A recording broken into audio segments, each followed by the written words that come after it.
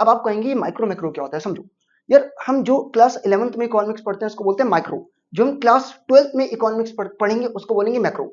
अब माइक्रो और मैक्रो के बीच में फर्क पूछते हैं क्या है, सिंपल शब्दों में समझाता हूँ, बहुत सिंपल शब्दों में बताऊंगा। आम देख रहे हो, आम, आम की एक फाक, ठीक, ये माइक्रो, और पूरा आम मैक्रो। आप कहोगे समझ नहीं आया, कहना क्या चाह रहे हो, समझो।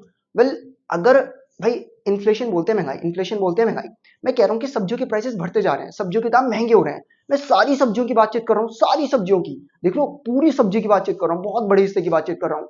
तो वो होता है मैक्रो। मैक्रो मैक्रो मतलब क्या है, जब आप पूरी इकोनॉमी को पढ़ते हो, मैक्रो भी डिराइव हुआ है ग्रीक वर्ड, समझते भी चलना, डिफरेंशियल की फॉर्म में। Macro derive from Greek word macros, macros का मतलब होता है लार्ज। तो जब आप पूरी इकोनॉमी को स्टडी करते हैं कि महंगाई आ रही है तो सारी सब्जियों में आ रही है, सारी सब्जियों को आप देख रहे हैं, तो मैक्रो। आप पूरी इकोनॉमी को स्टडी नहीं कर रहे, आप इकोनॉमी के एक हिस्से को स्टडी कर रहे हैं। भाई सब्जियों में प्राइसेस बढ़ रहे हैं, इन्फ्लेशन आ रहा है, आप सारी सब्जियों को नहीं देख रहे, बस आप मान लीजिएगा आम।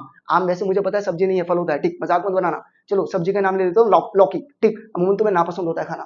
तो वेल, अगर मैं सब्जियों की बातचीत कर रहा हूँ, सब्जियों में मैं लौकी की बातचीत करता हूँ, तो मैं सारी सब्जियों का प्राइसेस नहीं देख रहा, मैं सारी सब्जियों में से सिर्फ एक सब्जी के प्राइसेस देख रहा हूँ, बढ़ रहे हैं, लौकी। समझ गए? तो जब आप पूरी इकोनॉमी को स्टडी करते हैं, इकोनॉमी एज अ होल, उसको बोलते हैं मैक्रो।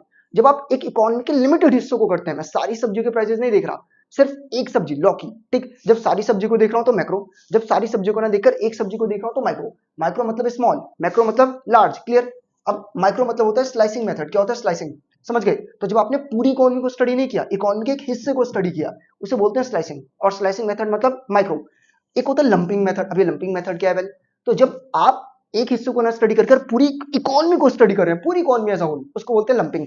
तो मैक्रो को लंपिंग मेथड भी कहा जाता है और माइक्रो को स्लाइसिंग मेथड। चलो, तो मुझे लगता है कि तुम्हें क्लियर होगा, चलिएगा।